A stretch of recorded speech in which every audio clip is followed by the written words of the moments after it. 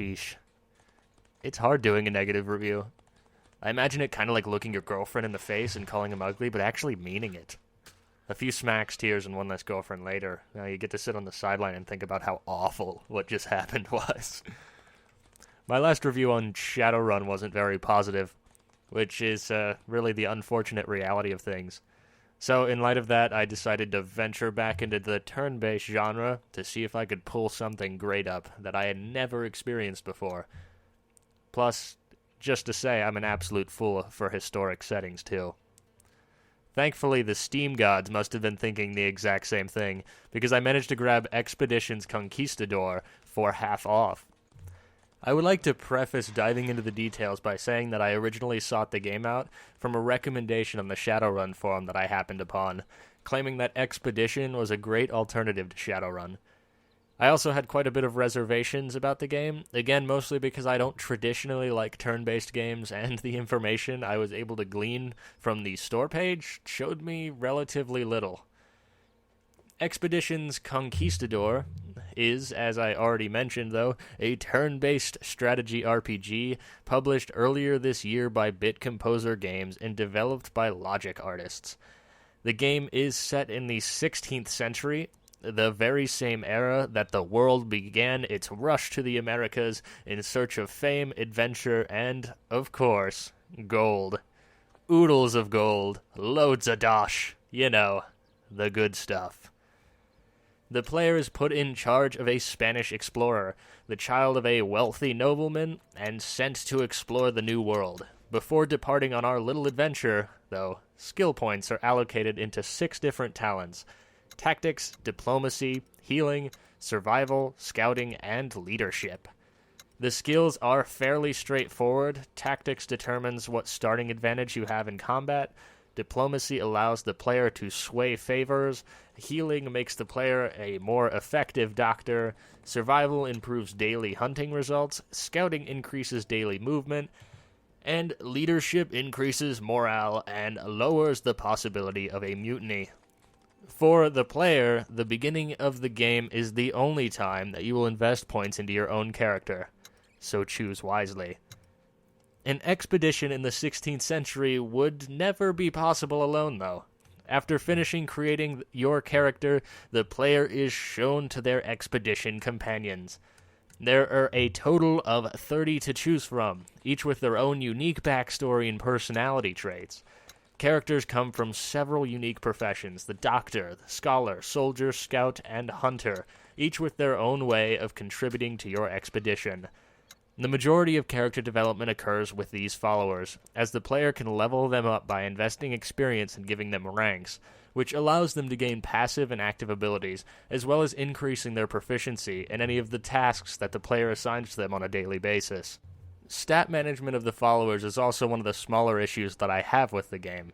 It's never actually explained very well how experience works. In the first few playthroughs of the game, I would just level up whoever had that fancy arrow next to their portrait, assuming that each character leveled separately. This is not the case. XP is a global resource, and investing it drains out of a total pool, rather than each character having unique XP gains.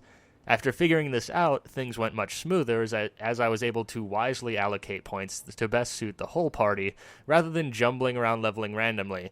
Still, the several attempts to figure this out were kind of a pain. Outside of statistics, the game takes place on an overworld map that looks somewhat similar to what you might see in a Civilization game. The player expedition is shown by a Spanish conquistador riding a white stallion, valiantly traveling from place to place. The world itself is rich and vibrant, the bright green of the forest playing off the stone-white walls of the cities. This part of the game plays like a mix of D&D-style dialogue encounters and Oregon Trail-style random events. Events occur as you camp outside of towns and move around in the wilderness, which can be anything from falling in quicksand to coming down with minor diseases or being attacked by ferocious rebels. Expedition members come forth at this time also to offer more information about themselves, usually as private conversations after a hearty meal of boar meat around the fire. The level of detail is nice, but the overmap also features some of my biggest complaints about the game. For one, despite the camera position being able to swing about, the trees have a huge tendency to be in the way, making it very difficult to see anything. The other complaint I have has to do with movement itself. If you have a marker on the map, such as a town, by clicking on it you can automatically set course for it. Anything not marked on the map requires manual movement.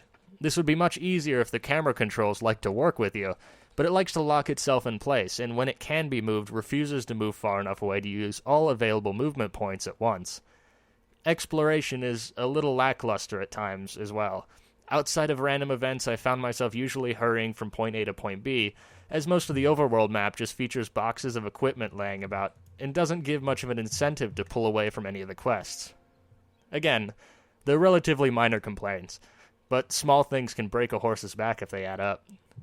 I would like to point out that the writing for, well, everything is superb. Absolutely superb.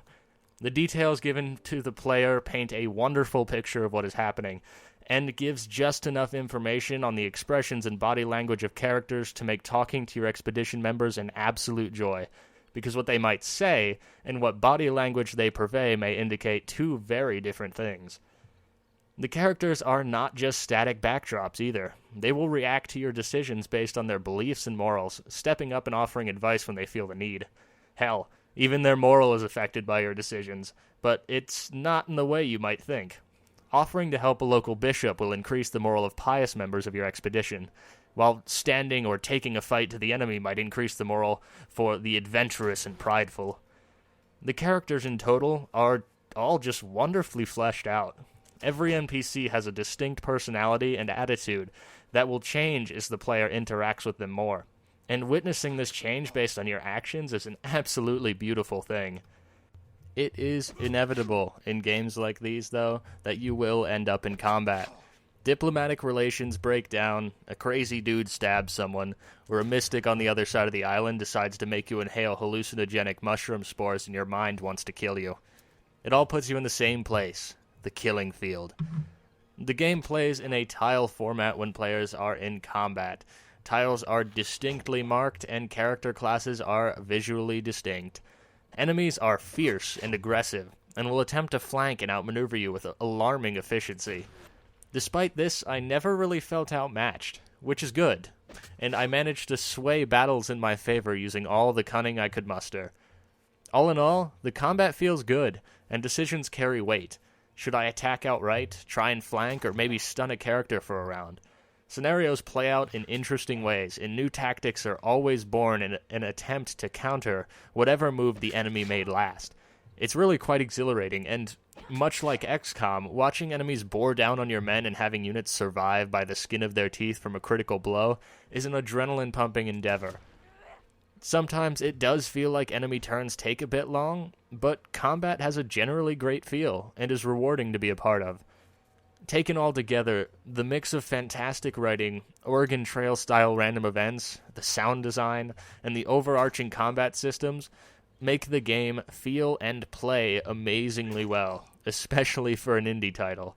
It's truly a shame that its original Kickstarter didn't get much attention, but hopefully we will be seeing far more of Expeditions in the future. With all that said, Expeditions Conquistador from Logic Artists gets a 9 out of 10, and I cannot wait to see what their next project brings to the table. Until next time, ladies and gentlemen, cheers, and stay awesome.